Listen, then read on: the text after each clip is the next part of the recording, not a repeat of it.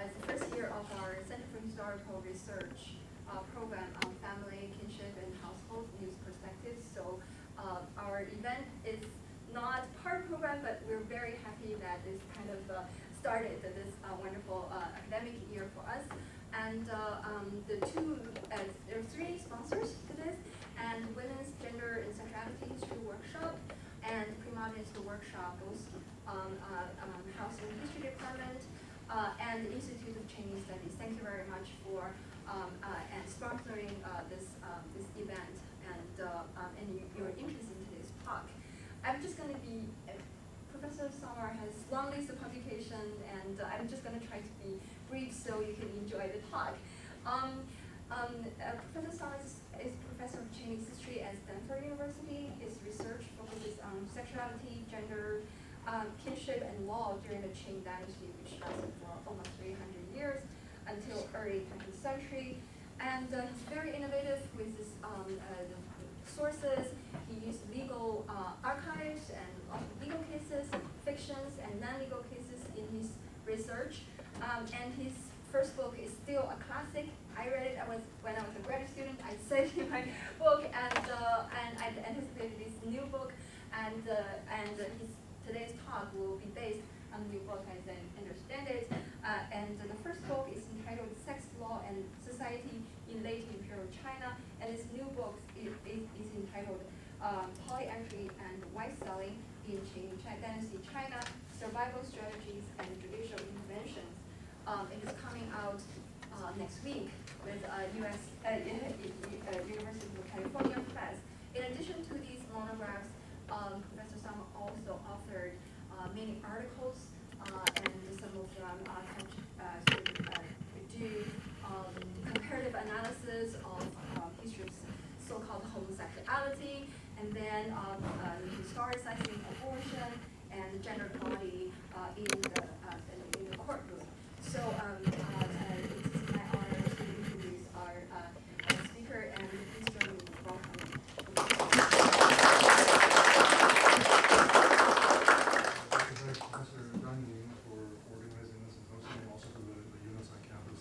Sponsored this visit.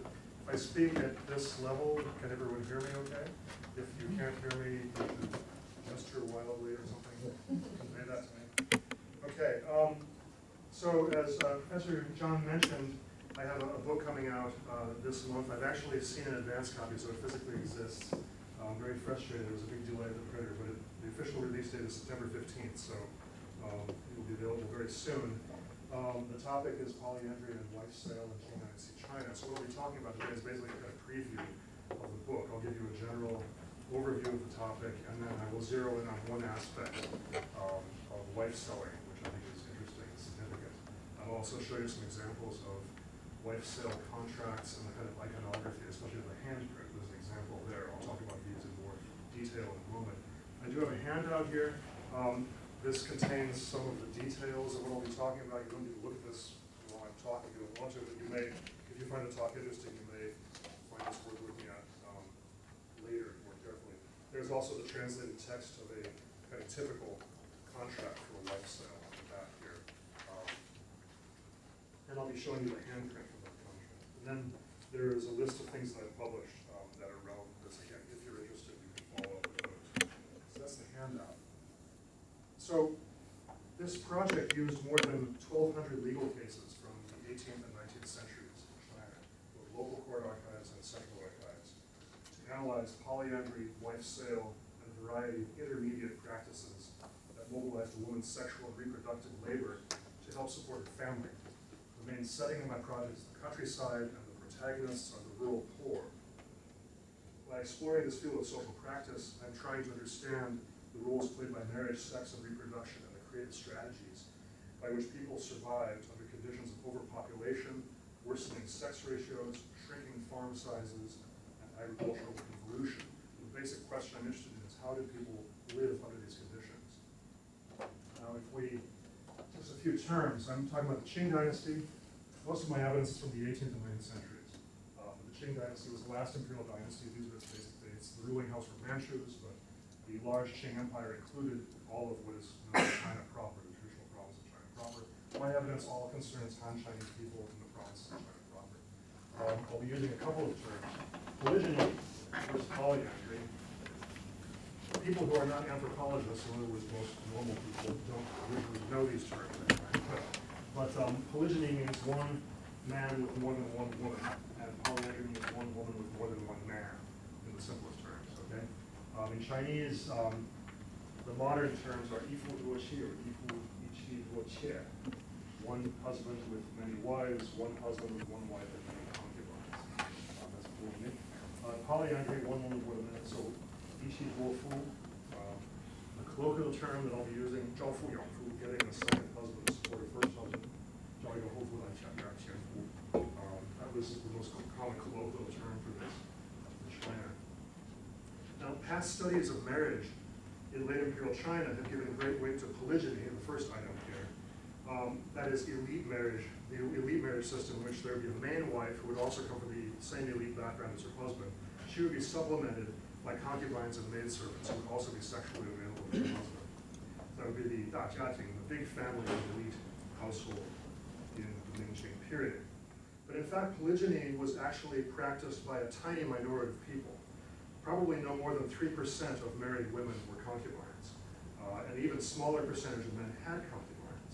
The percentage of men who never married was actually far greater than the percentage who had concubines. So polygyny was a tiny minority of people. It was an elite status symbol. But because it was an elite status symbol, it has received a degree of attention far out of proportion to its actual incidence. It has often been seen as paradigmatic of, quote, Chinese marriage, unquote. But this is a kind of gross distortion of its actual incidence. If we look at the bottom of the socioeconomic scale in the Qing period, at the poorest fifth or so of the population, we find a very different picture. We find a range of non-normative sexual alliances and household formations that were far more common than polygyny, and that played a basic role in the survival of a very large population. These alliances and formations are my topic today. Polyandry and wife sale, the two things I'm talking about. Oops. Here we go. Polyandry and wife sale represent, you might think schematically, as the opposite ends of a spectrum. If you think of this schematically, we have a spectrum of strategies. At one end is polyandry, the other end is wife sale, and they have opposite effects on the family in question.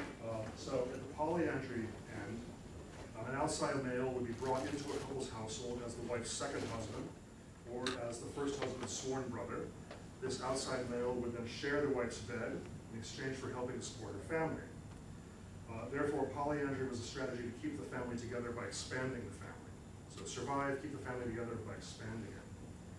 At the opposite end of the spectrum, in a wife sale, a wife would be transferred permanently to her buyer's household. She would become the second man's wife, the buyer's wife. She would escape poverty, she would get a fresh start with a new husband, while her first husband, the seller, would secure an emergency infusion of cash. In most cases, it seems children would accompany the wife into her new household, either temporarily or permanently. In short, a wife sale was a strategy to survive by breaking up the family, but in the process, a new marriage would be created. So you have, on one hand, a strategy to survive together by expanding the family, on the other hand, it's a strategy to survive by breaking up the family and creating a new marriage. So if we look at polyandry, polyandry and wife sale were both criminalized by the Qing Code. The Qing Dynasty legal code, Da Qing Yu, had a category of crimes called offenses of illicit sexual intercourse, Fanjian and Da Qing Yu. And so there are these two clauses of one statute. It's actually the same statute. The first one, 纵容妻妾与人通奸, to abet or tolerate one's wife or concubine engaging in illicit sexual intercourse with another man. That covered any scenario, there were many, but that covered any scenario in which a husband allowed his wife to sleep with another man, regardless of whether money changed hands. So this covered marital prostitution, where a husband is basically pimping his wife. It also covered polyandry and various intermediate situations. The second clause of the statute that's relevant is 买修卖修和娶人妻, to buy or sell a divorce in order to take another man's wife in marriage with their consent. So that was the prohibition of wife sale. So these are the laws that prohibit these practices, and in the, at least in the central level legal cases that I have, almost all of them cite one or the other of these laws in prosecuting the behavior that I'm talking about. I'd be happy to talk more about the law or about the sources I use later in the Q&A. I won't go into as much detail about those beyond this. So, if we look at polyandry for a moment, this had two basic formats that I alluded to a moment ago. First of all, you had the outside male becoming the second husband. This was what was known as getting a husband to support a husband. This was a formal contractual arrangement. They might use a written contract, they might use a verbal contract, but even the verbal contract could be highly ritualized. There would be an oath taken before witnesses, sometimes before an ancestral altar, with exchange of drinks of wine, with incense being burned. There are various ways it might be ritualized. But also there are examples of actual written contracts for this transaction. The second would be sworn brotherhood between the two men. So the two men would become brothers instead of being co-husbands, you might say. But the idea here was that brothers share everything, and you often see this in the testimony of these men. Brothers share everything, including economic resources and even a wife. And the idea is that the fraternal bond between the two men would be the primary link then in this triangular relationship.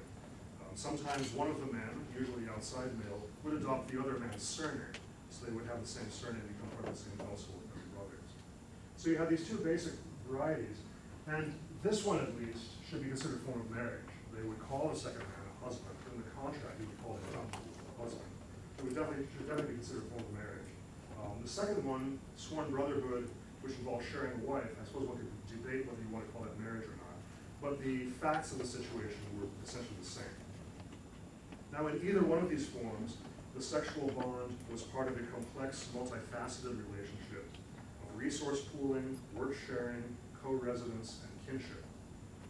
By recruiting an able-bodied single man who could move in with them and pool resources, a couple who were pressed by hard times, pressed by poverty, could raise the ratio of laborers to mouths that had to be fed. And for people on the edge of subsistence, that modest increment of raising that ratio just a bit might make all the difference.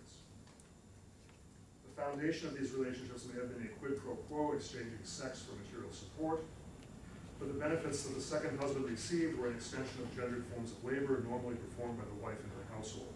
That included sex, of course, but also preparation of meals, making and mending of clothing, cleaning, and so on. There's a whole package, a kind of wholesale package of services provided. There was also an opportunity for the outside male to father children, and if the first husband were an invalid, the outside male even might act as a surrogate father to provide him with a son, if he couldn't have one of his own. Some of these alliances were explicitly intended to be temporary. Sometimes they would write into the contract a vow of, say, 5 years or 10 years. But many were intended to be permanent. I have examples that lasted more than 20 years. So, again, to reiterate, polyandry was a strategy to survive by expanding the family. In contrast, a wife sale is a strategy to survive by breaking up the family, but in the process creating a new marriage.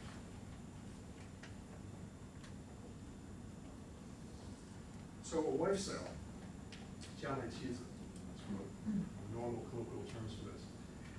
A wife sale would be negotiated through a matchmaker. It was always documented with a written contract, to which the seller's handprint would be affixed. Sometimes a footprint would also be affixed. This contract would accompany the woman into the buyer's possession in the same way that a land sale contract will become the buyer's deed for the land. And there are a number of parallels between wives and land in the patriarchal peasant imagination. I'll be going into that in more detail in a moment. Wife sales served a number of purposes for the people involved, each of whom had somewhat different stakes in the transaction. So I think we have to break it down by the interest of the seller, who was the first husband, the buyer, the second husband, and the wife herself, who played an important role, obviously. So, the seller, first of all. From a husband's point of view, his wife constituted an asset that could be liquidated in time of pressing need. To sell her outright would raise a large lump sum of money, which polyandry would not do, of course. With the proceeds of this sale, the husband could pay off his debts, he could redeem pawned property, he might buy food or medicine, he might buy a coffin for a dead parent, various other things. For a wife, on the other hand, being sold offered an exit from a difficult situation and a second chance at life with a new husband who would probably be better able to support her. The men who bought these women were usually single, poor men, but they were doing relatively well. They were, you might say, on an upwardly mobile trajectory, whereas the couples were on a downwardly mobile trajectory. So chances are, when the wife switched households, she would have an improvement in their standard of living. So for a wife, being sold, quote unquote, provided her with a divorce and a new marriage, and often an improved situation. Couples who had children often negotiated to have the children accompany the wife into the new marriage. In about 60% of my cases, this was true. In the new marriage, the children will be supported by the buyer for a fixed period of time before returning to their father's household.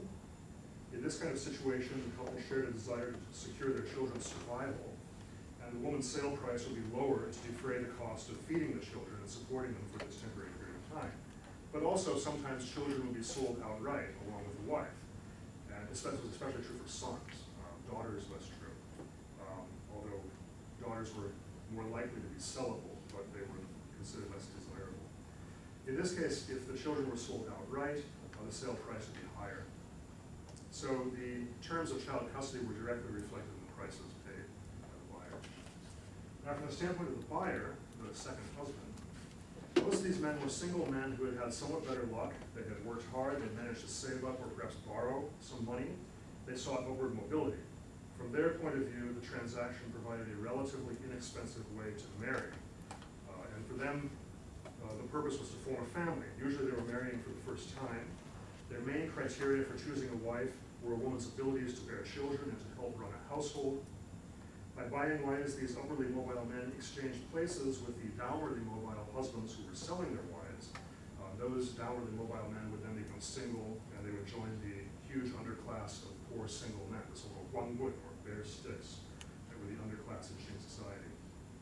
So the amount of money paid for the wife usually constituted a very substantial sum from the standpoint of the individuals involved. None of these were prosperous people, these were all poor people.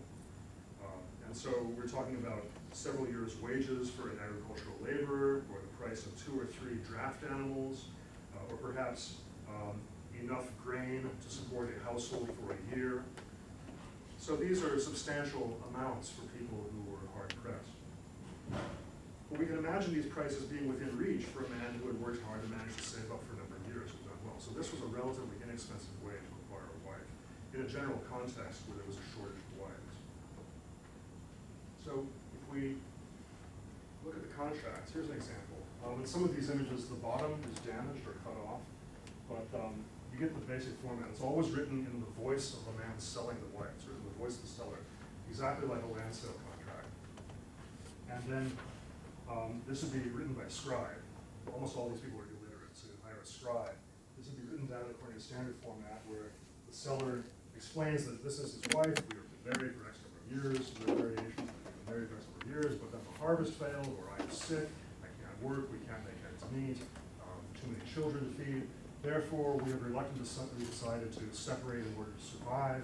And so we talked over the families, we engaged a matchmaker who has found Mr. So-and-so, who has agreed to pay X amount of money. And now that money has been paid over in full to me, and I'm giving my wife over to him. And there are various guarantees about how he doesn't owe me anything more, I'm not going to cause him any trouble. And then this contract is proof of this. And then this is going to the buyer. And then this would climax in a sort of public ritual before witnesses. The witnesses are listed here with the matchmaker, in which the husband would put his handprint, in this case also a footprint, on the contract. Now the purpose of the handprint footprint, it wasn't modern forensic fingerprinting, that wasn't the purpose. Rather, this was this very public gesture performed voluntarily before witnesses that you agreed to this.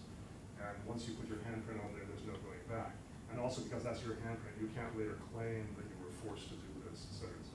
So putting the handprint on is crucial. It's the final stage of flipping close the transaction. Here's another example. This is from Qing China. So this is from the very beginning of the 19th century. These examples are all from Sichuan. The iconography of the handprint is quite interesting. You see variations where they will sometimes write on them. This one is actually on the cover of my book. This says "Chu Ju Shou Yin." So I give my handprint and then "Qing Gan Qing Yuan." And you often see this, the hand is cupped to create a kind of white space in the middle. And then they will write in there, this means I'm acting voluntarily of my own free will. Qing Gan Qing Yuan. And there's this premium placed on stating that this is being done voluntarily. I have not been coerced to do this. I mean this. Here again, we see a footprint and a handprint. And again, these people are illiterate for the most part. So this is the name of the seller would be written, and then there would be an X usually, his mark, in addition to the handprint and footprint at the end of the contract.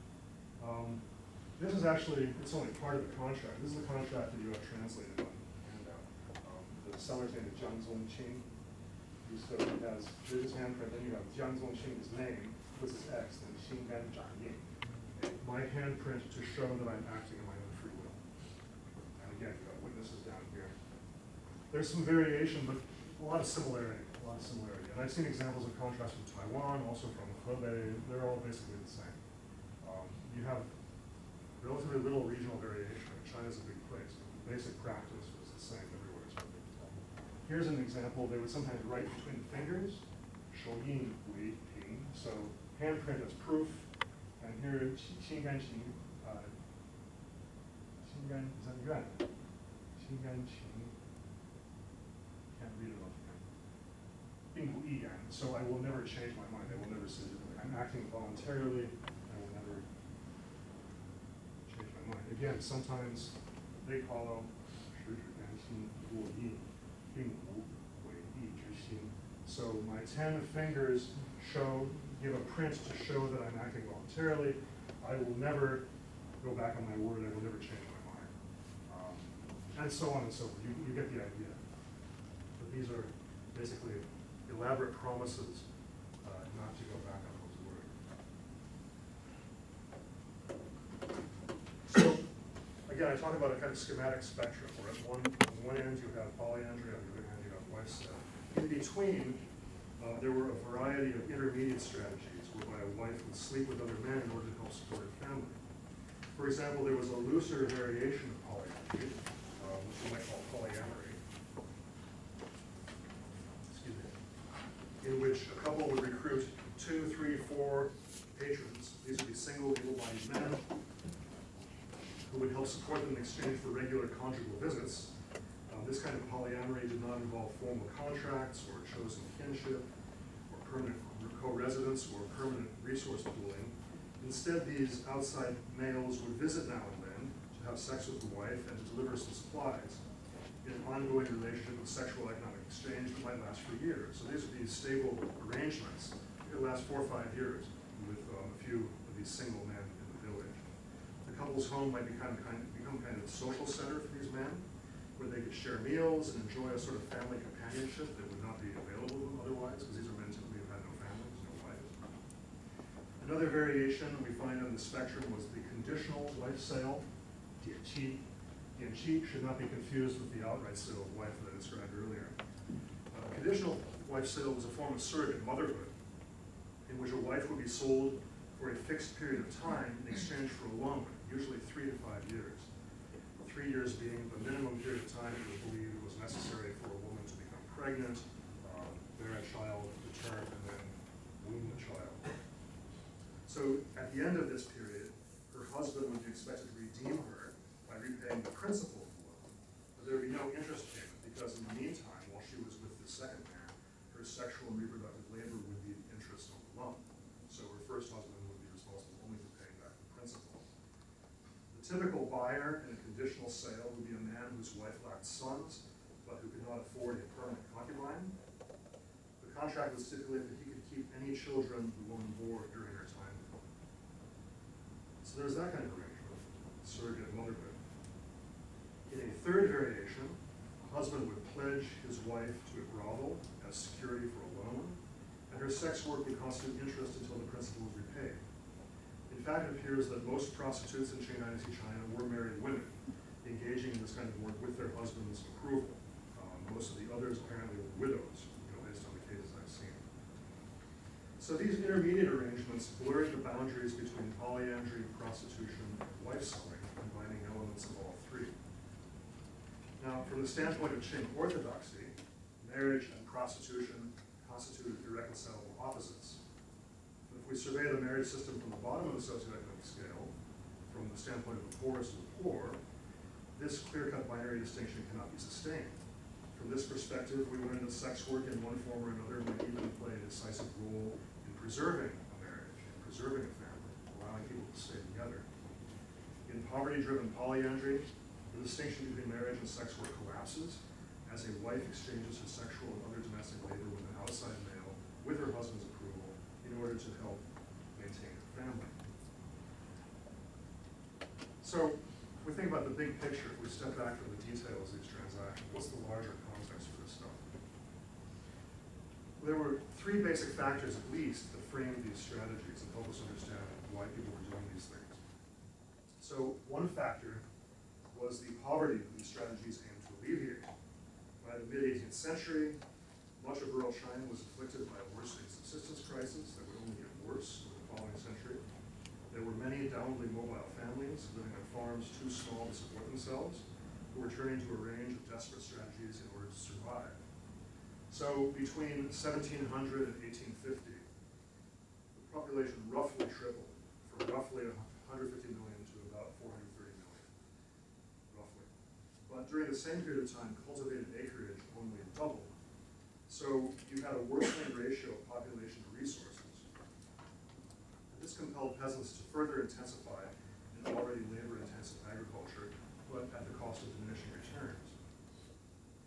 Shrinking farm sizes forced peasant families to mobilize underutilized labor and to engage in risky cash cropping and sideline activities in order to maintain their incomes, to maintain their subsistence. From this standpoint, one available form of underutilized labor, quote unquote, was the sexual and reproductive labor of women, and one possible sideline was sex work. So, the first factor. The second factor was the well-known imbalanced sex ratio. In other words, a shortage of wives and surplus of single men that was most extreme in poor rural communities. This is a problem that continues in China today. In fact, this is one of the most important and disturbing continuities from the late imperial era down to the present. One reason for men to share a wife was that there simply were not enough wives to go around. The main reason for the sex ratio imbalance was then, and continues to be today, higher childhood and infant mortality for girls than for boys as a result of systematic discrimination. So, for example, daughters would be weaned before sons. If there wasn't quite enough food to go around, then the sons would eat first. If there's something left over, then the daughters would eat, et cetera, et cetera. There certainly was a certain amount of infanticide, but no one, I mean, there's a lot of controversy about infanticide. Nobody really knows for sure how much there was. There's no question that some took place, that the frequency would increase dramatically in times of famine, but it's a very controversial question. Probably this kind of systematic discrimination, a myriad acts of omission rather than commission, explain most of the imbalance. And again, this continues today. In China today, in every age cohort, there's excess female mortality. Just to cite one dramatic example, Chinese women commit suicide more frequently than women just about anywhere else. Chinese women account for more than half of female suicide worldwide, even though the Chinese population is only a fifth of the world population. That's just sort of one indicator of the conditions. And most of these are young rural women who are doing this. So you have this systematic discrimination, you have this skewed sex ratio. At the same time, in the Qing Dynasty, a growing number and probably a growing proportion of male peasants simply lacked the resources to marry. When farms shrank below sustainable size, these men left the land to join the burgeoning underclass of so-called bare sticks, one would be single poor men, who were kind of rural proletariat in Maoist terms. So you have this worsening subsistence crisis, you have the sex ratio imbalance. Third factor was the pervasive traffic in women, and specifically women's sexual and reproductive labor. This affected all social classes and probably most families in China during the Qing Dynasty. It affected most families one way or another. Among the poor peasantry, the routine form of marriage was bride price heavy marriage. In other words, parents exchanged daughters for a cash bride price that was understood as the compensation for the cost of raising them. The amount of bride price, the material value of it, would far outweigh any goods that she brought with her into the marriage. So even if she had some kind of token dowry, often it was a very trivial material value. Dowry was a status symbol of the elite, precisely because most people couldn't afford real dowry. So you had bride price heavy marriage among the poor peasantry. You also had the fact that daughters could be sold through brokers to become servants or concubines or prostitutes. This is where the elite households acquired the surplus young women that you find in, for example, in a novel like Dream of the Red Chamber. The fabulously wealthy Jia family actually has a surplus of young women in their household. Any reader in 18th to 9th century China would immediately recognize this is extraordinary conspicuous consumption because it's the opposite of what you have, the opposite of the socioeconomic scale. All those extra women were basically purchased on the market from their parents. And it was legal in the Qing Dynasty for parents to sell their children, probably because the elite wanted to buy these children. It was not legal to sell your wife. So, daughters might be sold in this way. Widow remarriage also constituted a form of sale in which the widow's new husband would have to pay compensation to her in-laws before she would be free to remarry. In fact, most widow remarriage closely followed the pattern of wife sale. So you have this traffic in women that interacts with the sex ratio imbalance in two basic ways. Some forms of trafficking exacerbated the raw sex ratio imbalance in poor communities, transferring countless girls and young women out of those communities into prosperous households, where they became servants and concubines. As I mentioned, the sale of children by parents was perfectly legal, so the typical elite household had a surplus of young women. And it's important to note that the traffic in women that provided the surplus played a central role in the biological and social reproduction of the elite. That's where the concubines and maidservants came from, who bore many of the children of the elite men. Those children were legitimate, they inherited equally with those of the main wife. So some of these practices in the trafficking women exacerbated the raw demographic imbalance found in poor communities by removing women from the pool of available wives. At the same time, other practices, especially the practices we're talking about today, responded to the shortage of wives in poor communities by making a relatively small number of women available to a much larger number of men. Polyandry, polyamory, prostitution, conditional wife sale, these are all examples of this phenomenon. Wife sales, outright wife sales that is, and widow remarriage serve a similar function because in effect they would recycle one woman through more than one marriage. So you have these three larger problems: widespread downward mobility and evolutionary pressure on poor families, you have the shortage of wives and the surplus of single men, and you have the market for women's sexual and reproductive labor. So these three larger problems were connected with one another, they interacted with one another in complex ways. At their intersection, we find people engaged in the survival strategies I'm talking about, things like polyandry and lifestyle. So I'd like to spend the rest of my time taking a closer look at wife sales, in particular at the differing perspectives of the three main participants in wife sales. In other words, the two husbands and the woman who is sold. So one point of entry into thinking about this is to look at why these transactions ended up in court. Since participants in these illegal transactions presumably shared an interest in avoiding official attention, we can assume that they ended up in court only because something went wrong. So I'd like to narrate one case. This is from the local court archive of County System, which is the largest local court archive that survives in the Qing Dynasty. It's a case from the summer of 1815. A laborer named Wang Taixi filed charges at the court in Ba County, accusing another man named Zhang Shilu of kidnapping and raping his wife, Liu Shi. Wang's plaint told the following story. This is the story according to Wang. He had been married to Liu Shi for several years, and they had two sons. Because they were very poor, Liu Shi and their sons often stayed with her father while Wang was away working at various jobs. And her father resented this burden.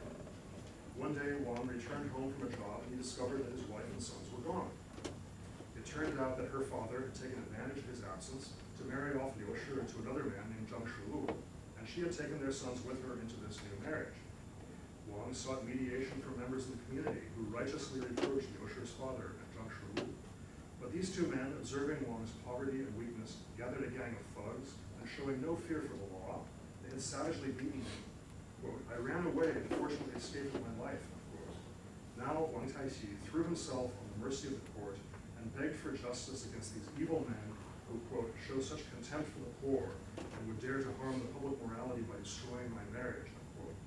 So this is a very shocking story. The magistrate authorized a hearing and investigation. But then, when confronted by the accused, Wang Taixi admitted that he had lied in his plaint, and the facts were actually quite different. It turned out that he had voluntarily sold his wife in marriage to Mr. Zhang, who had a contract with Wang's handprint to prove it. Later on, Wang had run out of money and had been extorted another 1,000 cash from John by threatening to take him to court and accusing him of kidnapping his wife, which was a capital offense. But John had refused Wang's subsequent demands for even more money. In fact, he called Wang's bluff, so Wang had made good in his threat. He filed false charges in order to try to raise the pressure on John, hoping that John would capitulate. He never intended to go to a full court hearing. He was just trying to raise the pressure. But this ended up failing, and so they ended up in court. So you have this situation where Wang, as he files false charges accusing the buyer of kidnapping his wife, what he's trying to do is to extort more money out of the buyer after the sale is ostensibly complete.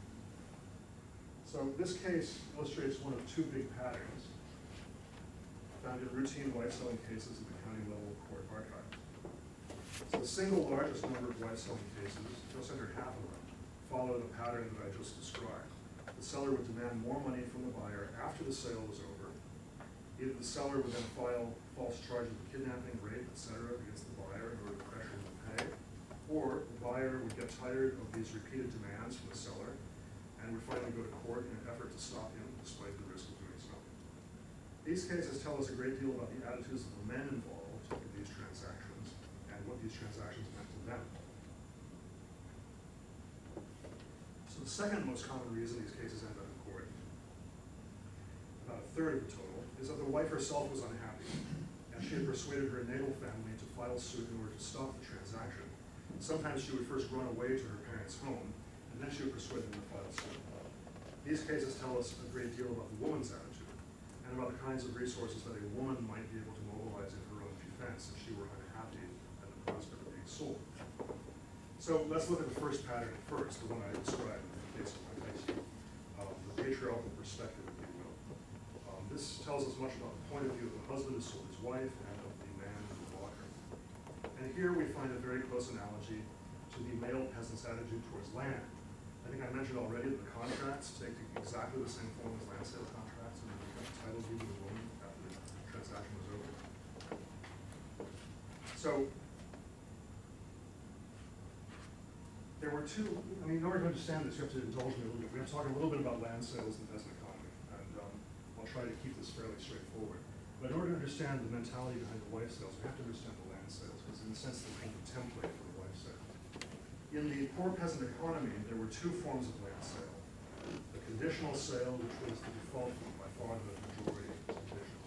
And then there was the absolute sale. Absolute sale is what it sounds like to you.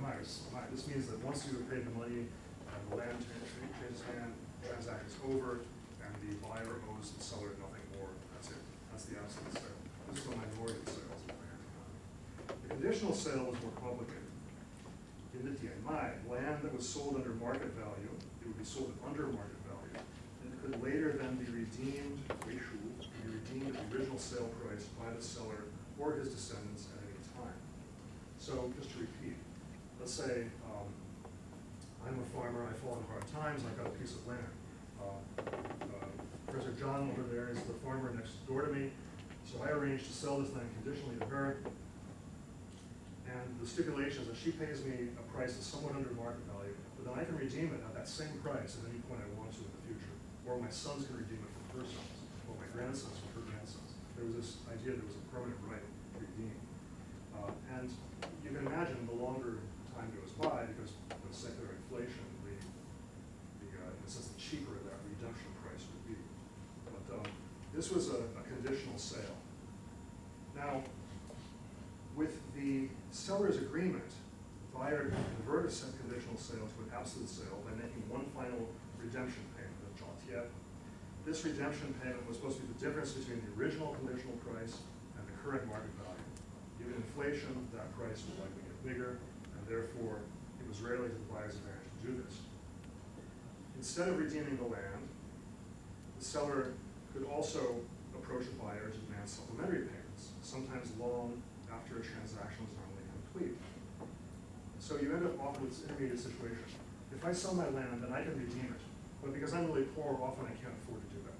Okay? She also has the option of converting it to an absolute sale by paying me the difference of price, right?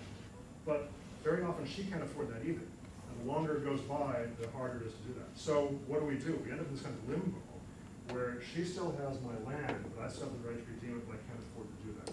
So what I will do is go to her periodically, especially if land sales are going, land prices are going up. I'll go over to her periodically and I'll say, that's my land you've got there. You need to give me some jia. You need to give me a little extra money.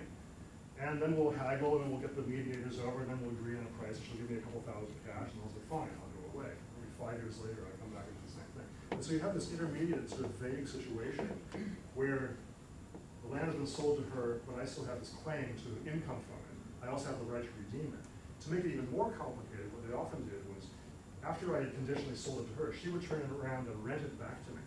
So I continue to cultivate. So you end up in a situation where a parcel of land might get bound up in these webs of customary claims. We're extremely complex and quite different from what we typically think of as alienating a commodity in a market economy. And this would take place within communities because people who are immediate neighbors or immediate relatives would have the right of first refusal when land is up for sale. So you have these webs of relationships tying land up together with human relationships within a peasant community. So if you think about it, conditional sales of land impose limits on the alienability of land. They extended a kind of survival credit for poor peasants while giving the seller an indefinite opportunity to regain the land and also to have a continuing stream of income from it over time. And this would go on for generations. There are many examples where my sons would go to her sons and say, that's our father's land you've got there, and they would pay us up later. So even after generations, because the land would not lose its value. Some people have argued that this kind of arrangement militated against the rise of capitalism. That's controversial. Some argue that this represented a sort of rudimentary social security at the community level, kind of moral economy. That's also controversial. But it was a very distinctive feature of the poor peasant economy in China, right down through the Republican period. So why is this relevant? As you may have noticed, we find exactly the same vocabulary and a number of very similar practices in wife sales as in land sales. So I mentioned conditional wife sale. That was a form of surrogate motherhood. Very few wife sales were explicitly labeled conditional. Almost all wife sale contracts explicitly state that all the money has been paid, nothing more is owed, the seller will not go back on his word. Nevertheless, in many, many cases, the first husband who had sold his wife would repeatedly approach the buyer to demand more money, demand these supplementary payments. Moreover, the buyers would usually pay up at least once, often more than once. And if the buyer refused to pay, the seller might threaten to take him to court or file false charges. In one example from Ba County from 1851, over a period of 3 years, the second husband made 4 extra payments, totaling 26 taels of silver to the first husband, who finally took him to court only when he refused to pay a 5th time. This is kind of an extreme example. In this case, the supplementary payments actually totaled more than the original sale price of the woman. So it was a very substantial amount of money. That's an extreme example, but the pattern is widespread. In courtroom testimony in these cases, the buyers would complain of extortion, but they also complain of extortion in land sale cases. What you have is a very parallel logic. The shared logic framing conditional land sales and wife sales, well, in land sales, it was this, including the right of redemption, the right of supplementary payments, seems to be an ideal of permanence in landholding. So land, then, was not a fully alienable commodity in the sense familiar today, strictly speaking. Among the poor peasantry, land was much more than just a piece of property to be bought and sold. It was more than even the source of a man's livelihood. Land was the very basis of a man's sense of dignity and for his status in the community. It was what separated him from the sorry lot of the homeless who were forced to drift from place to place. The land embodied the continuity of his patrilineal ancestry and descent, and this would be concretized in the graves of the family that would be on the land, often in the middle of agricultural fields. Sales of land, therefore, would be acts of profound symbolic meaning for a peasant who was forced to sell land. And among the peasantry, the poor peasantry, land was generally sold as a last resort, and for this reason, sales were not seen as an egalitarian transaction. The seller was the loser, the buyer was the winner. And so the buyer in a land transaction would traditionally hold a feast where he would thank the mediators, he would thank the witnesses of sale, everyone would drink wine together. But the seller was an object of pity and sometimes of scorn and contempt because he had been driven to sell his family's land. Sometimes there was organized hazing involved in this too. So what I just said about land would basically apply to wife as well. In this peasant society, social status and economic viability depended on family farming more than anything else. For family farming, obviously a man required both land and a wife. Moreover, a man had to have sons in order to fulfill his duty to his ancestors. Land was vital for material maintenance of a patriarchal family. Equally, a wife was vital for that family's biological and social reproduction. Therefore, a man driven by poverty to sell his wife would inspire both pity and contempt. And there was a lot of hazing around this. It varied from place to place, but often when a man sold his wife, they would take the wife in a sedan chair at night. They would try to sneak her out of the village, because if it became widely known that this man was selling his wife, the other peasants in the village would waylay the sedan chair. They would demand money, which they called money to cover up shame. Sometimes men of a man's lineage, if he was selling his wife, would demand this. Basically, they wanted a share of the sale price in order to compensate supposedly for the damage done to the reputation and honor of the community. So you have that kind of thing going on, sort of rough music, if you will. But also, a man who bought another man's wife was seen as having benefited from or even taken advantage of that man's misfortune. So you see a lot of proverbs about this, which are kind of interesting. These are just a couple of examples. So there's a man of honor, a real man, does not take in marriage the wife of a living man. That's one common phrase. I have a couple of others on the handout that speak to the imprudence of it. But also, a woman who was sold by her husband was referred to as the wife of a living man, or a wife of a living man. These were all terms for a woman sold by her husband. And what's interesting is it's not a woman who had a husband. The way it's used in dialogue is very much that he's still her husband in some sense. It's quite interesting. So you have the shared vocabulary of land sales and wife sales. You have the demands for supplementary payments found in wife selling cases. These things seem to reflect an attitude about wives and land that were fundamentally similar in the male peasant mentality. It's as if an asset as vital and fundamental as land or a wife could not be alienated absolutely, no matter what superficial form the transfer may take. There was fundamental connection tied up with status, identity, morality that could not be severed simply by payment of money.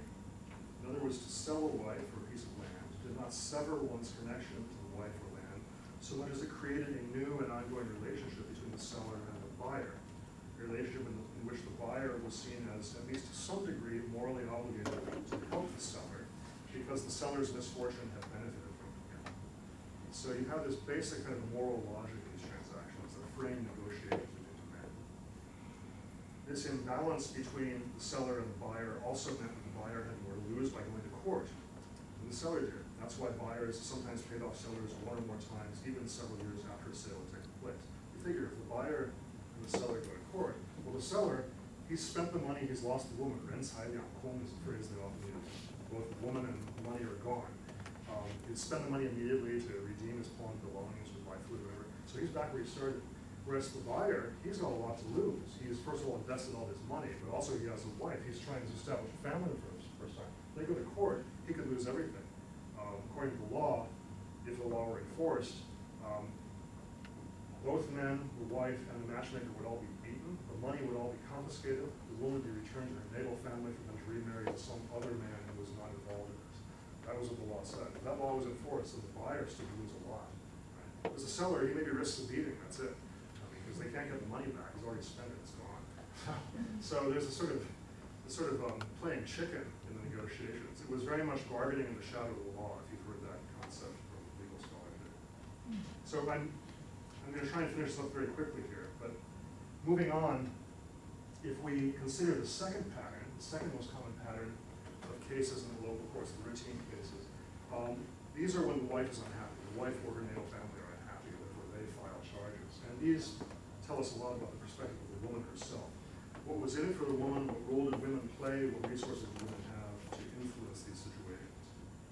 So, on the face of it, for a husband to sell his wife would seem to be the epitome of patriarchal exploitation of women. There's some truth to that, certainly.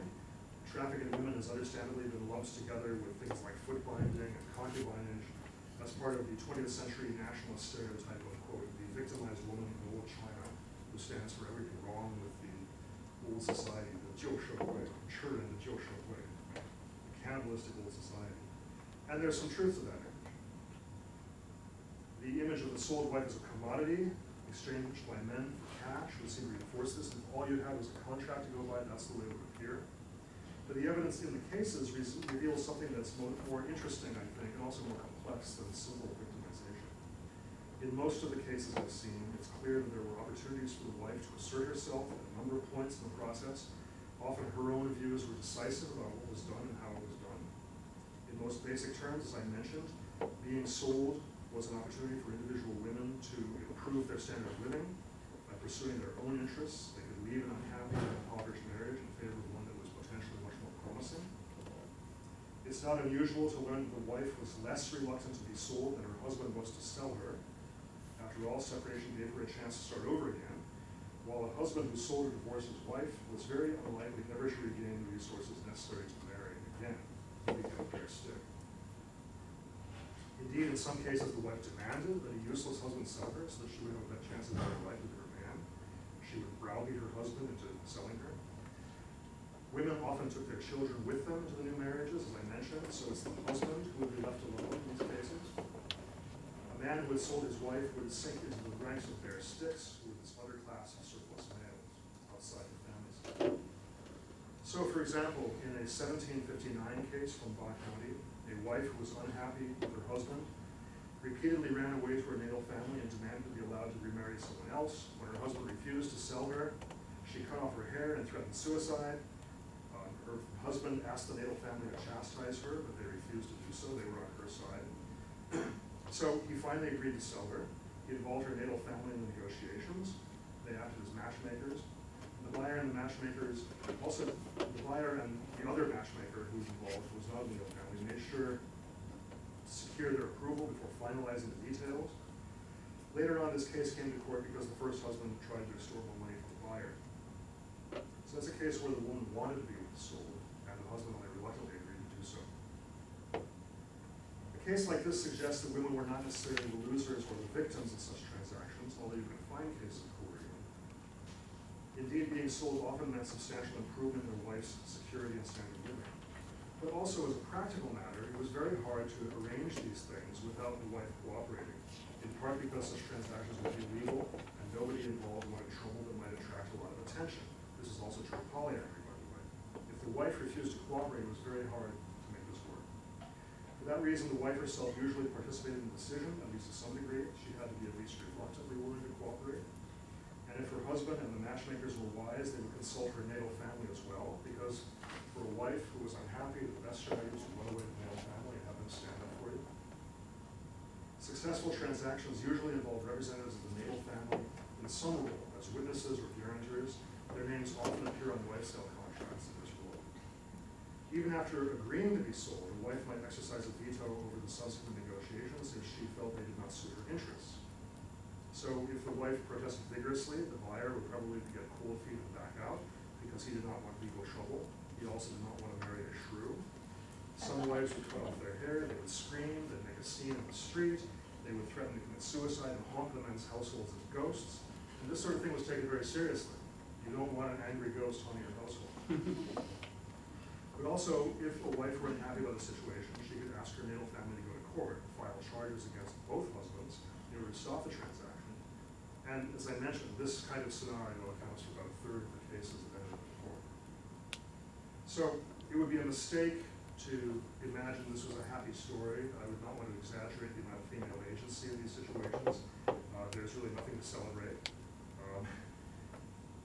So just on the other side, we should bear in mind that a woman who did not have a natal family to support her will be far more vulnerable, more likely to be subject to coercion. Moreover, when a magistrate ordered a woman divorced from both husbands and returned to her natal family, that's what the law mandated. Magistrates didn't always enforce it, but that's what the law mandated. So if she's divorced from both husbands, sent back to her natal family, she loses her children. They stay with their father. It was a cardinal principle of patronage and descent in both custom and law in China that children stay with their father. Therefore, when a woman is rescued by the magistrate by being sent to her natal family, she loses her children. So that's not a happy situation either. So, just to draw this to a conclusion, if we focus on social practice among the poor, instead of normative discourse among the elite, which is more familiar, then I would argue that no clear distinction can be drawn between marriage and the trafficking of women in Qing Dynasty China. On the contrary, the two categories overlapped and were mutually implicated to a great degree. It also becomes impossible to sustain the clear-cut binary distinction between marriage and sex work that was so basic to Qing law and normative elite ideology. A major theme of my book is the continuum of practice that linked marriage and trafficking women, shaping household formation for rich and poor alike, albeit in very different ways. Outright wife sale, as I've described here, was only one aspect of this broader continuum of trafficking, linking trafficking and marriage. In fact, wife selling, I would argue, should be understood as a variation of the dominant pattern rather than as a deviant exception, its formal illegality notwithstanding. If we look at the wealthy and upwardly mobile, dowry, in other words, the money and gifts that went with the bride and during a marriage, dowry was an important status symbol precisely because it served to demarcate rich people from poor people. It was unaffordable by the poor. If you look at the elite household where you have polygyny, dowry distinguished the main wife, the zhengqi or the qi, from the concubines and maidservants who were also sexually available to her husband. They were bought on the market. The main wife brought dowry, it was brought into fanfare and celebration. The subordinate women were bought on the market. So the elite practice of polygyny involved both extremes of the dowry and bride price scale. Lavish dowry marked the main wife as unique and also herself as a member of the elite, whereas the lower ranked women of the inner quarters were bought at the going rate. Or, in effect, polygyny among the elite brought class exploitation inside the family. A closely related theme is the continuum of marriage and sex work among the poor. Polyandry, polyamory, marital prostitution, and conditional wife sale all involved a husband sharing his wife with one or more other men in order to help support their family. All of these strategies combine marriage and sex work in different proportions, blurring the ostensibly clear distinctions between them. Whereas wife sale was a strategy to survive by breaking up the family, in the process creating a new marriage, these were strategies to survive together as a family by tapping the exchange value of a wife's sexual and reproductive labor. In this context, sex work was not the antithesis of marriage, but rather a practice that complemented and supported marriage by enabling married couples to survive without separating. Indeed, polyandry, which itself should be seen as a form of marriage, turned sex work into a kind of domestic labor that was performed within the family. In sum, wife sale and polyandry were just a subset of a larger field of practice that partook of the same logic, namely the commodification of women's sexual and reproductive labor. This field of practice prevailed among the very poor, who stripped it of all euphemism, but it extended all the way across the socioeconomic scale into the households and inner quarters of the wealthiest, the elite, who practiced polygyny. This commodification was inextricably linked to the sex ratio imbalance that continues to distort all age cohorts in China today. So under the circumstances, it should come as no surprise that in China today, human trafficking has staged a comeback in various forms, along with a ubiquitous sex industry, also a new form of concubinage, that is a status symbol for wealthy elite men. In at least some rural areas, bride price heavy marriage has become again the default form of marriage, especially in the poorest rural areas. The persistence of imbalanced sex ratios and the trafficking of women rank among the most difficult legacies of the Qing Dynasty for China today. I'm finished. That's the cover of my book.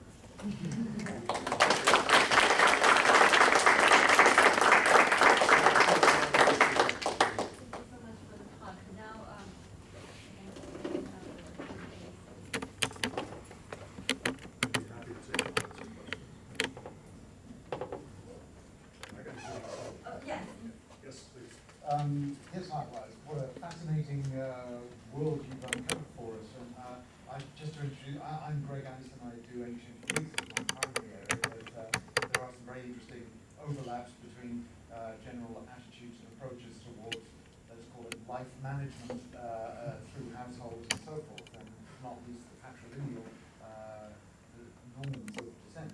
Now, it seems to me that almost everything you've described in terms of all of these strategies are fundamentally antithetical to how things are meant to be.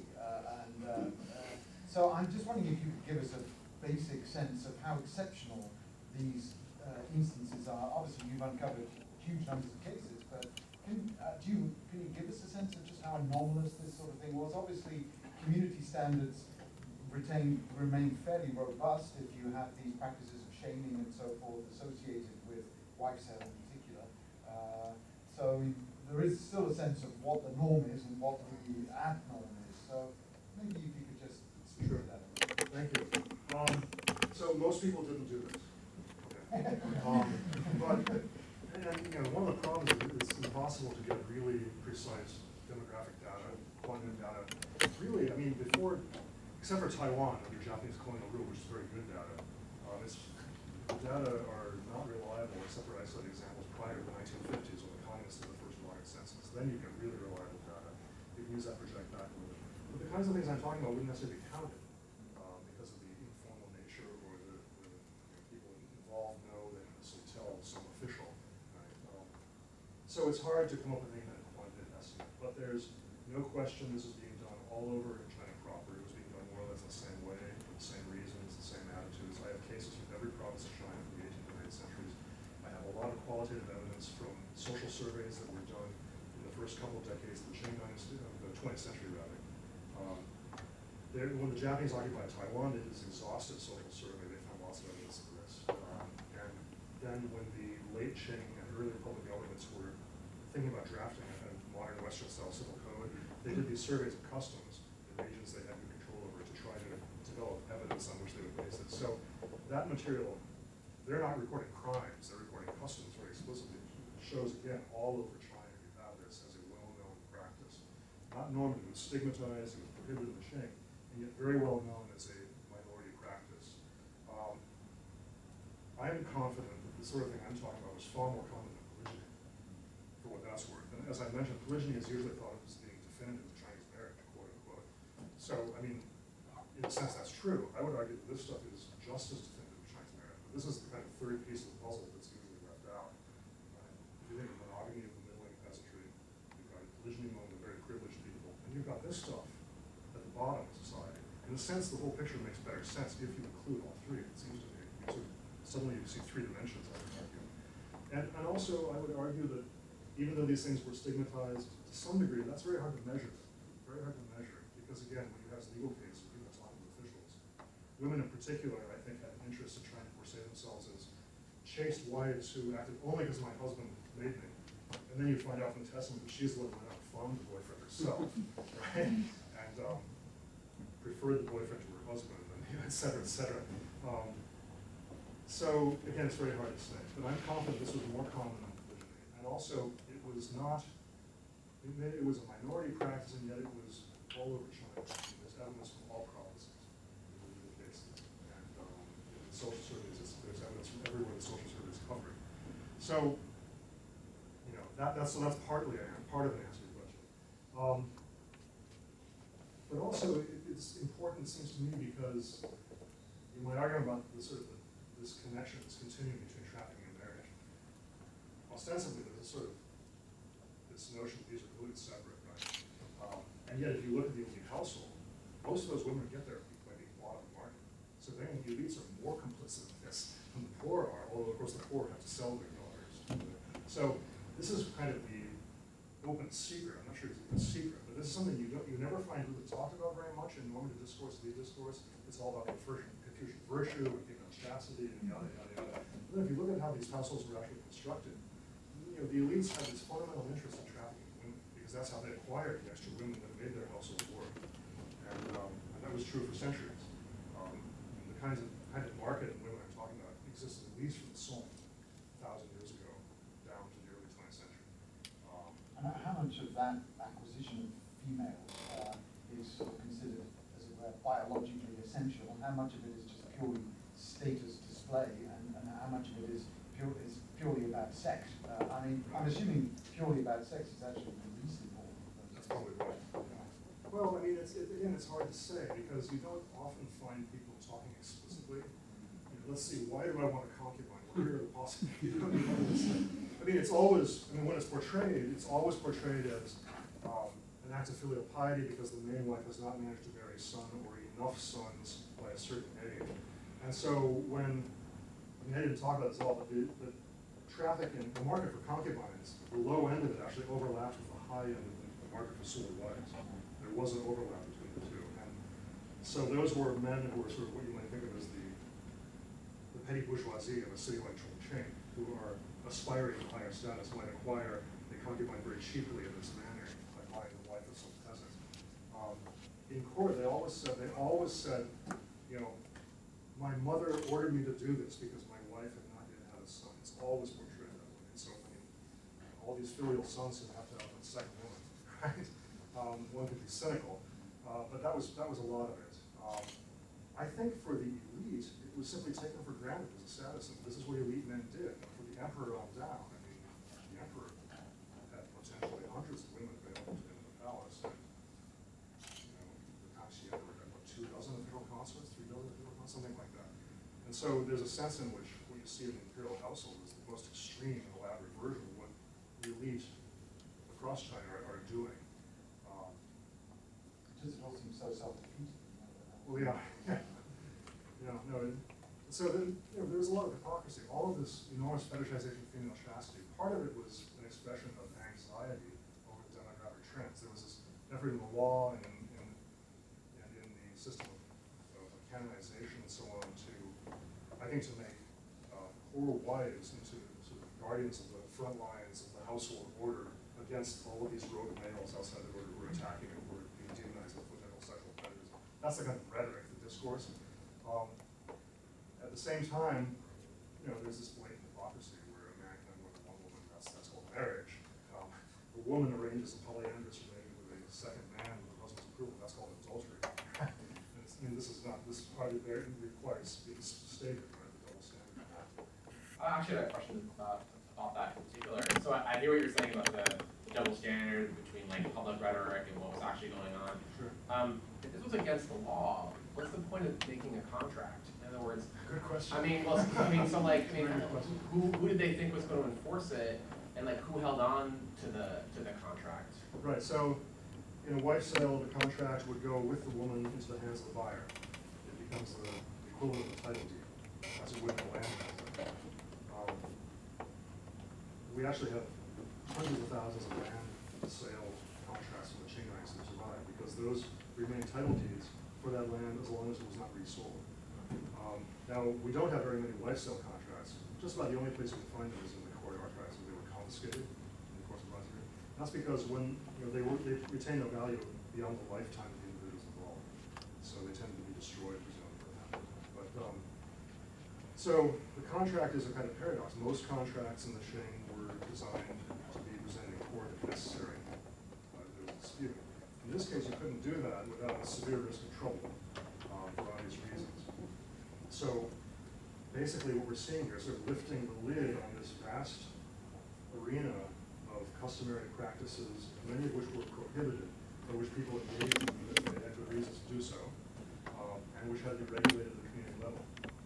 And they also involved written contracts. These written contracts were designed to be submitted to the community. What they documented was voluntary consent and informed consent on both sides. And then with the list of matchmakers and witnesses, you very often would have representatives of all 3 families involved, and sometimes community notables, and other witnesses. Those are the people you go to in a dispute. So the seller starts demanding more money. Well, how do you sort this out? Maybe the buyer's willing to pay him off once, but he doesn't want to pay the full amount out. So you go to those people, and you have this mediation session, and they sort it out, and then that's the settlement. So the things you see ending in court is just the tip of the iceberg. I have to assume the vast majority of these things never end in court. I mean, with legal cases, you always have to ask about sampling bias. I mean, what went wrong that we're seeing this and not the 99.9% the ones that never end up in court. I mean, that's just one of the challenges of this kind of thing. And yet there isn't really anywhere else you can find the degree of detailed evidence. I mentioned social surveys being very rich, but those are generalizing about a given county, whereas these are individual examples with original documents. So one reason is you're trying to avoid going to court in the first place. This contract's not really intended for the court, it's intended for this community process, right? And with a handprint there, say, I sell my wife to you. Then later on I say, that's my wife, that you don't give me money, otherwise I'm going to accuse you of kidnapping her, raping her, etc. Those are capital offenses, very serious stuff. Then you say, well, I've got a contract here, I bought her fair and square, and you get them matchmaker mediators in here and see, that's your handprint. We remember seeing you put your handprint there. We asked you at the time whether you were doing this in your own free will, and you said yes, and described what Qing Dynasty, you said yes and no. So that makes it very hard then for me to say, you people hallucinated that. Because these are often sort of respected members of the community. senior members of our families, right? Maybe my older brother.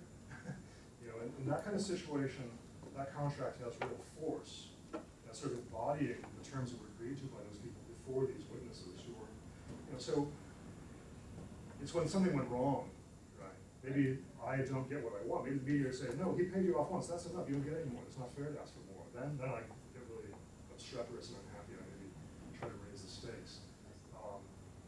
And that process is described in some of these cases. You actually get detailed. But something that really strikes me is that even when these buyers are acting really obnoxiously, they've lied and so on, still the community will often say, well, you know, he's a jerk, and we understand that you really should take pity on him, give him a little more money. There's this very strong sense that this guy's the loser, he's pathetic, and you know, ultimately you should kind of take pity on him because of the situation he's in.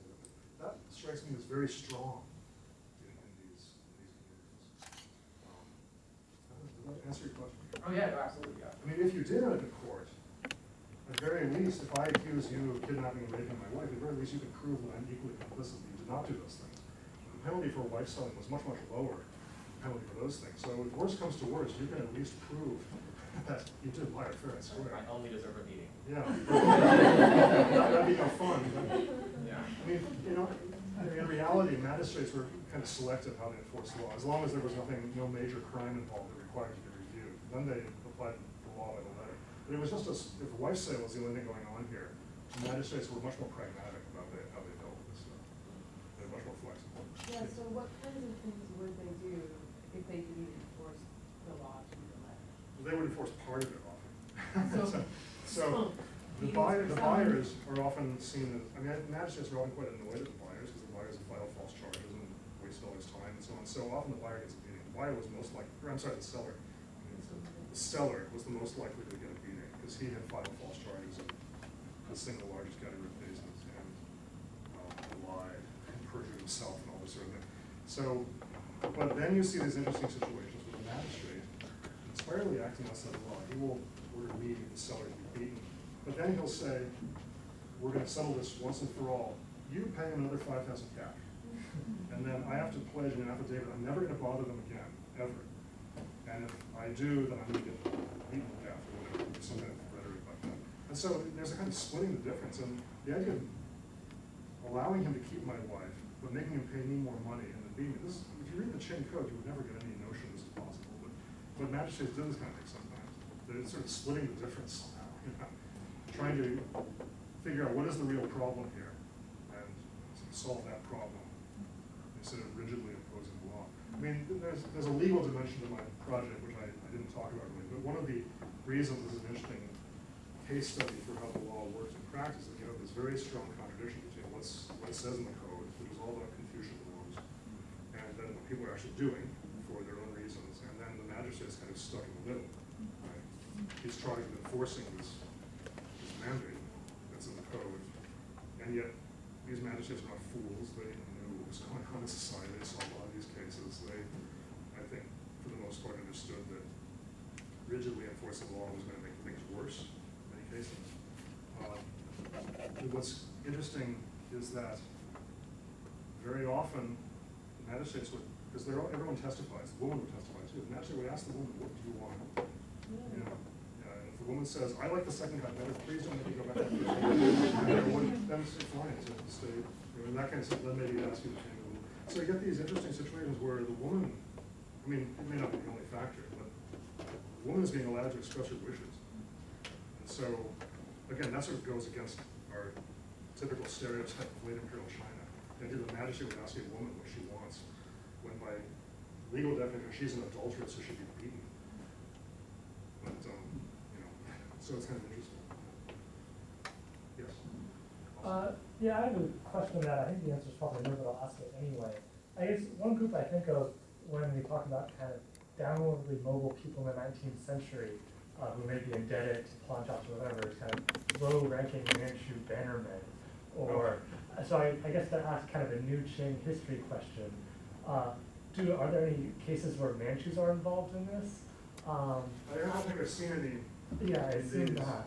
I have a case from Beijing from like 1737 or 8 where it's Han Chinese with their slaves in a banner household, where husband themselves what.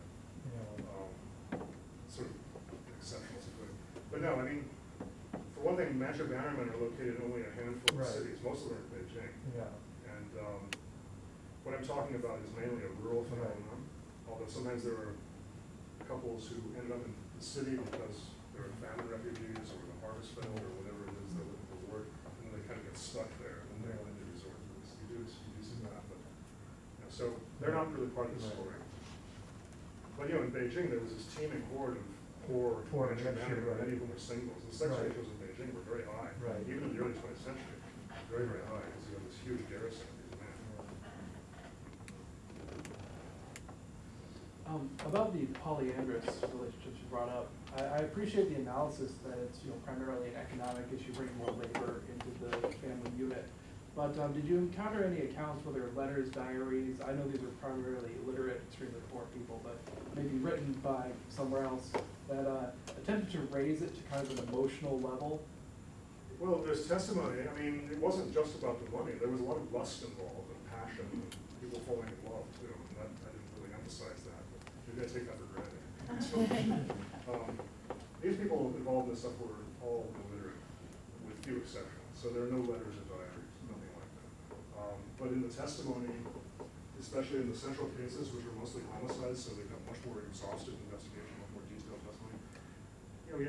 In a sizable minority, 40%, I don't remember exactly, something like 40% of the polyandry cases that I have was the woman who initiated the relationship, sending the polyamory. It was the woman who was sort of get fed up with the situation, and she would take initiative, go out and find somebody, and her husband would agree after she brings the guy home and introduces him. He's like, well, okay, fine, whatever.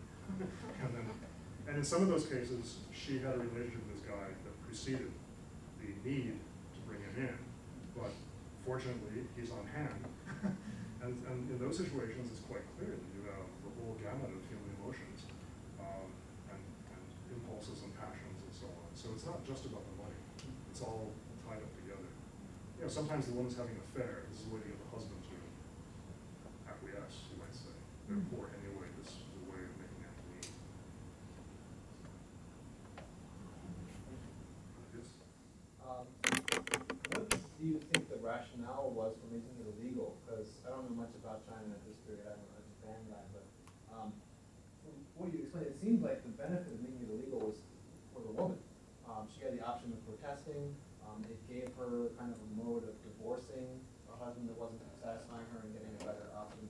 I'm sure the official rhetoric was probably about something moral, but it seemed to kind of give the woman more rights by making it illegal. Well, except that women, according to the formal law, women were equally complicit. They would be punished also. And they would be sent out to the old family and they'd be separated from children. So, by the formal law, no, women would suffer as much, if not more in some ways, than the men. But in terms of the actual practice, women often gain and often played an important role in making the decision. That's what I would say. But no, I don't think the criminalization would help women. It's true. I mean, a woman who felt who didn't want to do it, she could go to court. Her didn't want to go to court and protest. They could stop it. But then, if the magistrate returns her to her family and she has children, they're going to stay with her husband, her first husband. So, I mean, I think that women were often in a very difficult situation. Nobody had any good choices. They have to come up with the least bad choice and do the best you can. I mean, that's what we're talking about here, right? And so, when a woman refuses to be sold, well, often it's not because she loves her husband, as far as I can tell, really, she doesn't want to be separated from children. If the children will go with her, then fine, I'm out of here. You see that. So why was this criminalized? Well, I mean, that can be sort of a long conversation, but in a nutshell, this is about Confucian morality. And these offenses were all defined as illicit sex offenses. So basically, a husband who acquiesces to his wife's adultery is betraying the interests of husbands in general, and therefore he is unqualified to have a wife. That's sort of the underlying idea. Sale of a wife to another man was seen, I mean, in the Qing Dynasty, when that statute was first written, this gets a little technical, but then it was conceived of very narrowly. So if I'm allowing my wife to have an affair with somebody, and then I agree to sell her to that man to become his wife, but that's sort of an escalation of the first crime. That's how wife sale was defined, so only that narrow scenario was criminalized. In the Qing Dynasty, when you get this neo-Confucian fundamentalism about female chastity, they dramatically expanded to include all wife sales, regardless of motive. Poverty, illness, it doesn't matter. They're all prohibited as illicit sexual intercourse. The rationale being, this is an illicit way to marry, therefore it does not count as a marriage, therefore the union results is adulterous. That was the chain of logic. And so, that's not to say that everyone agreed with that, but that was the codified law. That was the kind of rationale, the official rationale for also for separating women from both men. This is all defined as adultery, basically. And as far as the polyandry, it didn't matter whether money changed hands. That was the least objectionable part of it. I mean, it's sort of the opposite of what we have in America, where sex between consenting adults is illegal only if money changes hands. Right? There, they didn't care if money changed hands. That had no effect on the penalty or anything like that. I don't know if that answers your question. Yeah, well, I know that there were, in Confucianism, there were ideas of, rights of the man, woman, the responsibilities of the man and woman, and I didn't know if kind of the language was that it was illegal because it was, illicit sex, or if it was illegal because it kind of infringed on the structure of marriage itself. Well, it was illicit sex, which then rendered the marriage illegitimate. That was the basic idea. It wasn't purely sexual. That's not why it was wrong. Well, it was the sexual act that. And so, a wife who had an affair without her husband's permission, she had violated this. Her husband, I mean, she would be liable for punishment. Then her husband would gain the option of either keeping her or selling her off. It was up to him. He had done no wrong. That was by court order. But if he was complicit in her adultery, then he had lost the credentials to have a wife, as it were. And so she would be taken from him, and he would be punished as well. So that was the idea. Okay. Yes? So you mentioned that, Sorry? you mentioned that peasant women were also sort of expected to be on the front lines of upholding cultural values and everything. So do you have any stories or things like that about how this interacted with the whole cult of widow's chastity? Well, that's, I think, where a lot of this cult came from. I mean, there was this cult of female chastity that has origins in earlier periods, but was dramatically expanded in the 18th century. This is what my first book was about. Dramatically expanded in the 18th century in the context of sort of increasing awareness on the part of the elites of this mounting social crisis in the countryside. We have overpopulation, we have skewed sex ratios, we've got this surplus of single men who are perceived, at least, as this fundamental social threat. These are these single men outside the family, and therefore they're not subject to the benign Confucian influences of the family which socialize them the way we all know Confucian families do. Instead, they're rattling around without wives, without fathers, children, etc. And then, therefore, by definition, are somehow dangerous. And they've got no stake in the moral or social order, therefore they're going to be the raw material for bandits, for sectarian rebels, etc., etc. And they were especially demonized in legal rhetoric as sexual predators, threatening the chaste wives and daughters, but also the sons and younger brothers of decent families. Right? So they were demonized as being rapists, child molesters, sodomites, and there was this whole explosion of new laws in the 18th century targeting this figure, the Guangguan, which enters, that term enters legal discourse, targeting this figure for these kinds of crimes. And this is sort of the Qing Dynasty's misguided, ineffective effort to try to cope with this problem. I mean, in some ways it resembles the demonization of young black men in our country, right, which had deadly consequences. So there's a real social problem in 18th century China, and yet taking these men in the sense of the most despised, exploited, and victimized men in the country, and they're being scapegoated as if these problems that are not their fault, I would say. So that was the criminal side. Then there was the ritual side, which is the chastity cult. And there were many innovations, but one of the main innovations was to expand the honors to include especially women who died resisting rape, women who refused to remarry, they were widows, who, even if they were only betrothed, they refused to marry anyone other than the dead fiancé, and they committed suicide if necessary to avoid it. Women who committed suicide after some man had made a pass at them, without even touching her. If she committed suicide in protest, then that man was liable for death penalty. There was this whole sort of laundry list of variations that were added, and the honors were increased, And it was made in some ways easier to get them. So for a chaste widow, originally I think it was, the woman had to be widowed before the age of 30 and remain single for the rest of her life, and then only in old age or after death could she get this honor. But then there was a kind of inflation where by the early 19th century they had it down. If she'd been single for 10 years, she could get on. Yeah. So there's this huge explosion of the numbers of people. It really got out of hand. And then you had these memorial arches.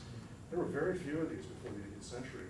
In the 19th century, you had tens of thousands of these things. They've almost all been torn down now, but there was this huge workout. But this is perhaps the main manifestation of you have this demonization of the domestic, you have this increase in penalties for crimes against chastity, and then on the ritual side, you have this building up of the chastity cult.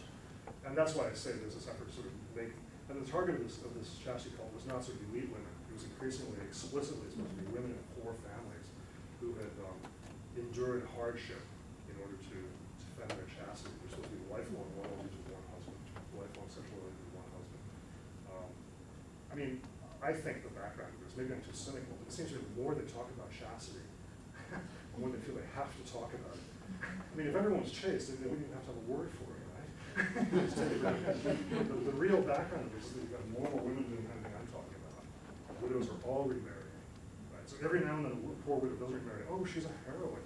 But the fact is 99% of them are remarrying. They're remarrying, their husband's not even poor. Because they have to give the money from the bride price to pay his debts or to buy his coffin. Right? So that's what's really going on.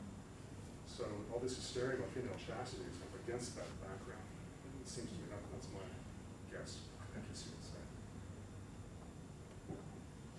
Yes? I was just curious about, like, in these situations of polyandry, there had to be children born. Yes. What happened to those children? Like, who did they belong to? And So sometimes in the contract they would actually stipulate the first son born after the new guy comes in belongs to him and will take his surname. Others will belong to the first son. There are various arrangements. Often it seems to me, as far as I can tell, it was left ambiguous. Okay. When this is intended to be permanent. But sometimes they stipulate. And there is this one contract from Taiwan that's in that survey the Japanese put together in the 1890s and 1900s. And that contract specifies that the husband, the first husband in the family, has some kind of crippling illness, so he's unable to have conjugal relations with his wife. And so one of the things they specify is that all sons born after the new husband comes in will carry on the lines of both fathers. And presumably then in the following generation would divide again, which is something that was sometimes done. Like if you have two brothers, only one has a son, sometimes that son would carry on the uncle's line as well as the father's. Then if he has two sons, they would diverge to continue. So there are all these variations, right? But one of the benefits for the outside male was definitely, it's not just the chance to have sex, it's also the chance to have a son or children.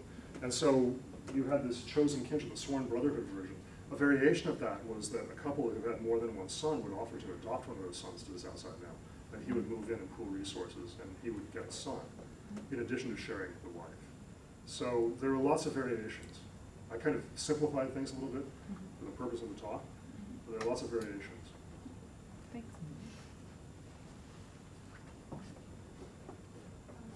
I have a question about the officials, the magistrates.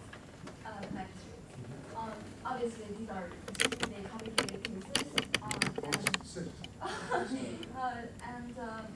So I just assume that they would not go out to find these cases. Right. And even if they were aware of these transactions, if they were not brought to the courtroom, they would not even bother to. Right. They just pretended That's to right. be the case. That was true of almost everything in the Qing Dynasty. Except for homicide. Homicide was Right, the yes. So, I wonder if there are magistrates, judgments that, if they were challenged or impeached. Because they were too because, lenient? for whatever reason. Yeah. You haven't seen any, Not much, but there occasionally, yeah, I mean, occasionally. You see the kind of routine cases, most of the things I was talking about routine cases, which involve no violent crime, nothing beyond the transaction itself, therefore they didn't have to be reviewed at a higher level. So the magistrate could sort this out on his own. That was his premise, I think. But then now and again, after that, somebody killed someone, right? Maybe I am sold my wife to you, we have a son, I'm still not happy, I still go and bother you, and then you beat me to death or something like that. Yeah, so then you got a murder, you got a homicide case. Well, that's very serious, that goes all the way to the top, that's the report. So at that point, among other things, they would review what the magistrate had previously done. And they, you know, there are different reactions, but sometimes they will say this was too lax by the law here, so the magistrate might have some sanction. But not always, not always. I mean, my sense is that magistrates have a lot of discretion, it's widely understood, that for cases that, we have the principle of 周先自理, 不闻田主细事, 周先自理. And so there's some debate about what 自理 actually means.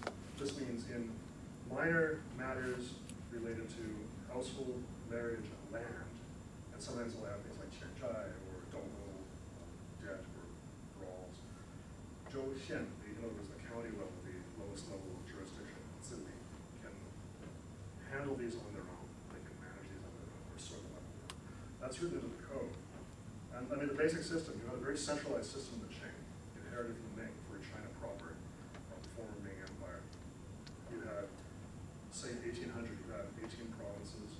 They were divided into maybe 130 prefectures in each one, or no, in total 130 prefectures. And then those were in turn divided into roughly 1,500 basic jurisdictions, the counties, the Zhouxian, counties, sub-prefectures, and departments. So you have about 1,500 of these courts of first instance. They report them to the prefectures, then report to the provincial level, and then there's the Board of Punishment in Beijing. So according to the Qing Code, if you have a crime, you find the facts, you go to the Qing Code, you find what the crime is specified, it's very specific, and then it will give you the penalty. The mandated penalty determines how high it has to go through the system to be reviewed before it can be approved finally and then carried out.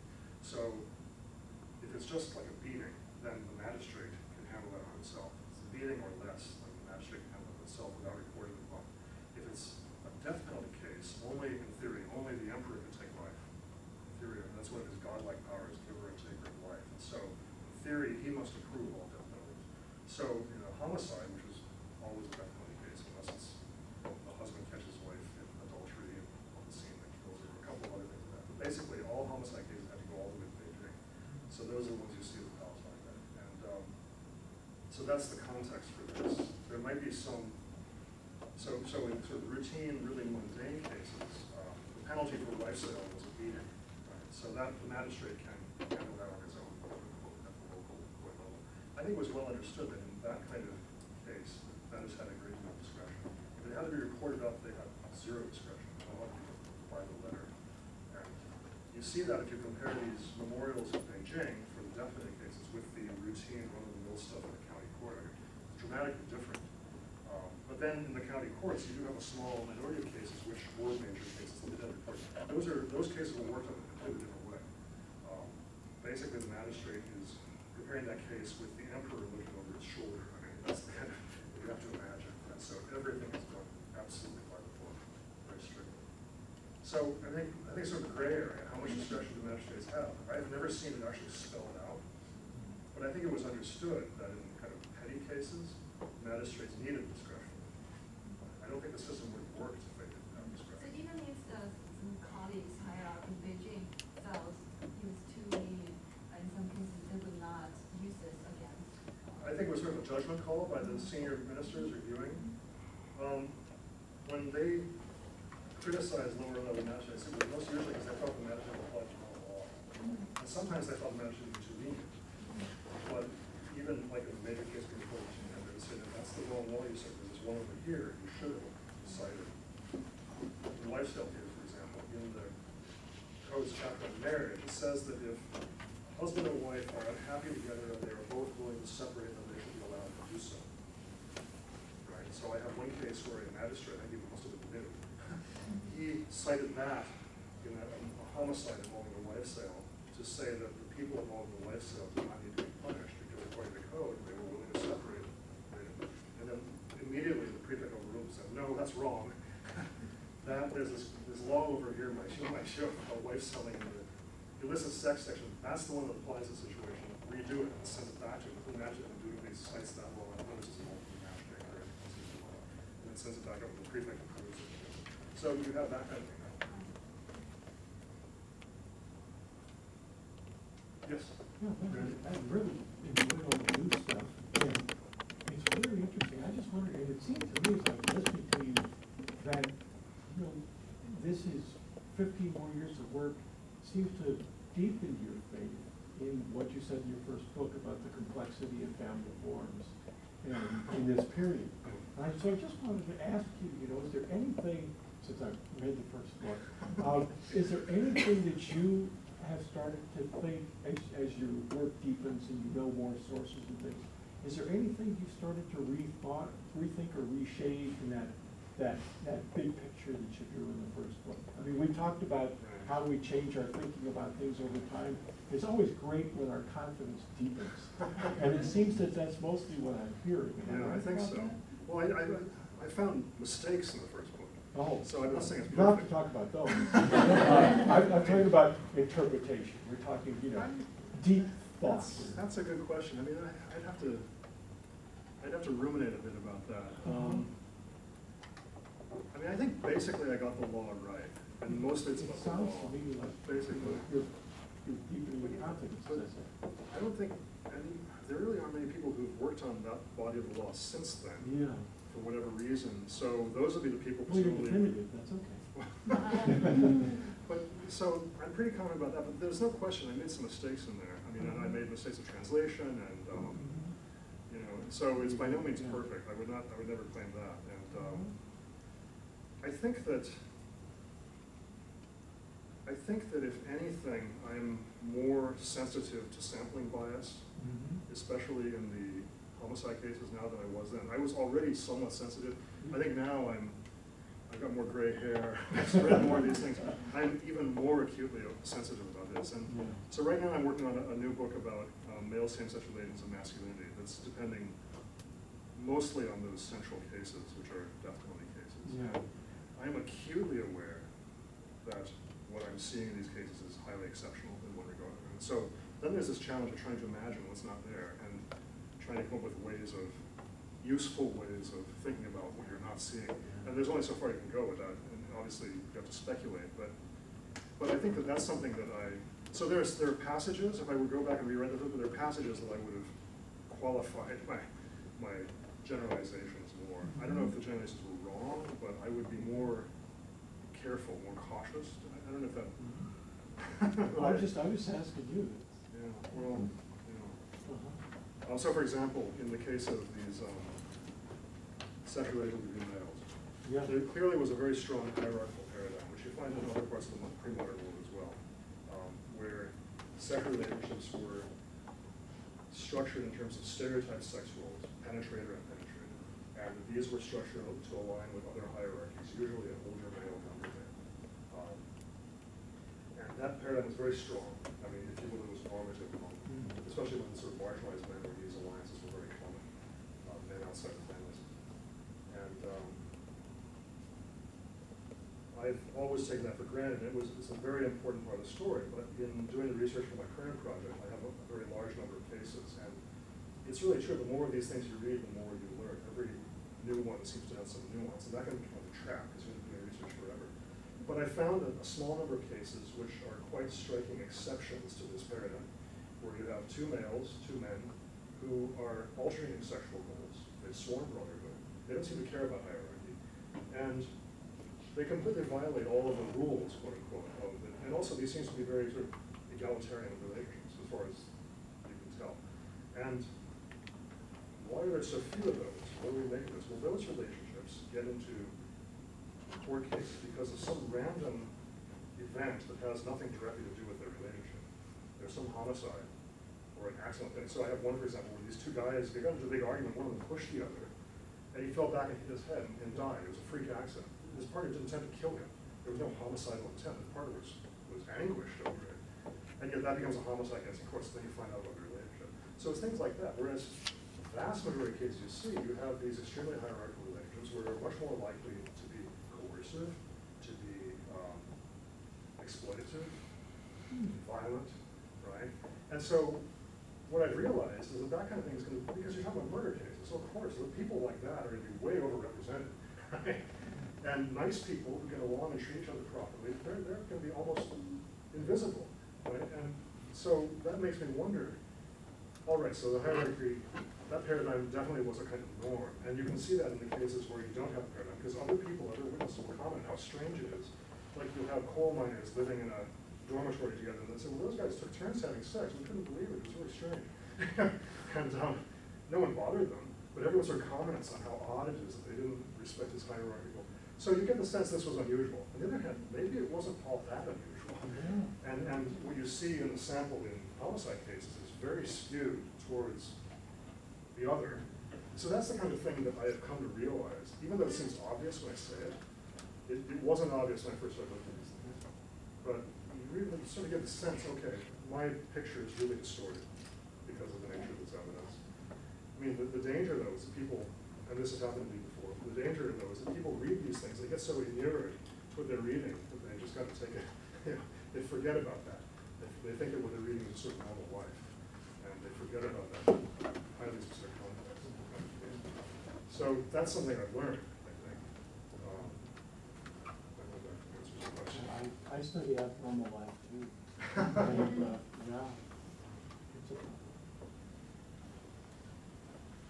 Can I just ask one very final point of information about the magistrates that you talked about, because it has a bearing on what both of you guys were asking. With the magistrates, I assume that these were members of the localities that they operated. No. No, oh, they were centrally appointed and Yes. dispersed, so they were not local people. This was the official rules, states then. it worked like the United States State Department. Okay. I mean, the United States State Department rotates people. Okay. So you serve 5 years in Peru, you learn Spanish, learn about Peru, then they send you to Turkey, where everything you learned about Peru is useless.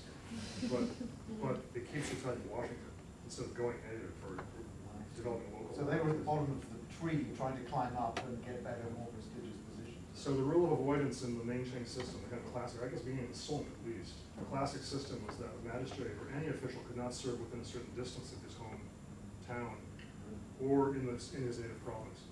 And then they would be rotated usually every 3 years. And there's always a cost in terms of efficiency and knowledge, but the advantage was that what it said was these people stayed tied to the center.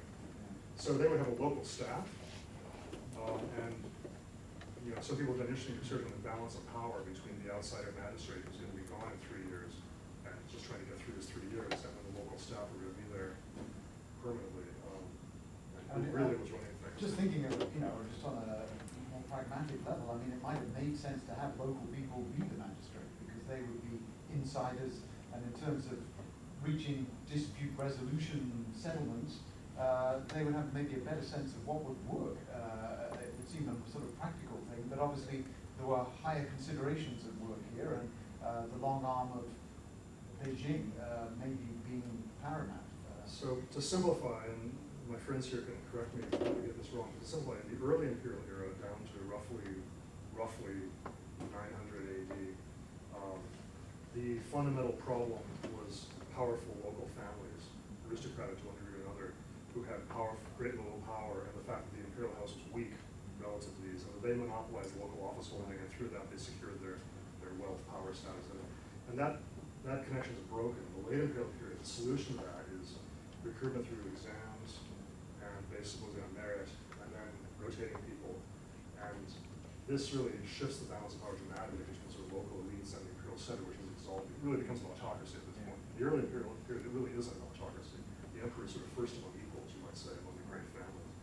So in the period I'm talking about, you have this rule of avoidance. There was an exception. That was bannermen. I don't know if you're familiar with this Qing. So the banners were, their loyalty was taken for granted. So a bannerman could serve in one spot for 6 years, 8 years, as needed. And so they were the exceptions to this. In Ba County, where most of my others were, there were several bannermen to serve for relatively long periods of time. But again, they were exceptions. One thing that they did also to try to mitigate this, the cost of rotating, is they would often rotate someone within a province. So a magistrate might be from Jiangsu, they would send him to Sichuan. But then he would spend much of his career going from county to county within Sichuan. So even though he would not be in a particular county, he would develop a certain local knowledge about how things are done in Sichuan. He might learn Sichuan dialect. He would acquire a familiarity with the economy. So that was, I think, a way of balancing this to some degree. But it's interesting that it changes the bit. I've been assuming all through this that the magistrates were local people who, and it totally changes the way you think about these legal interactions, because then you get a sense that I call it the state-society divide is very distinctly drawn here, and we're not having any real level of sort of local self-administration, even if to a point, customs and traditions are enough to sustain most everyday interactions in an orderly way. But there is still, the state is very present, even right down to the very smallest local level. A certain amount of what happened in these cases is opaque, because you have the magistrate, quote unquote, making all the decisions, writing the rescripts and so on. But the magistrate had advisors. Yeah. Typical magistrate would have at least a couple of people in his private household staff, usually a legal expert, usually a taxation expert. And they would travel with him as he rotated, highly valued members of his personal staff. They were not government employees, technically. So in a legal case, it's very possible that the legal advisor was really deciding what to do, telling the magistrate to do this, and the magistrate, but the magistrate is the man who's responsible. I mean, he's the guy with the degree, with the title, and he's responsible. Also, they had local staff advisors. I mean, many magistrates must have required or amounted to interpreters, because the languages in part of China are so different, right? So some guy from the north is stationed in Guangdong, he needs an interpreter, he won't understand anything anyone's saying. So there would be people with local knowledge who'd be in a position to inform him if he wanted to draw. And I mean, certainly to collect taxes, you have to have local staff who are well informed, otherwise you couldn't do anything. So, but a certain amount of that's opaque in these records. So there's a sense in which when I say the magistrate, I'm kind of, the magistrate and the people behind him who are invisible, if you will.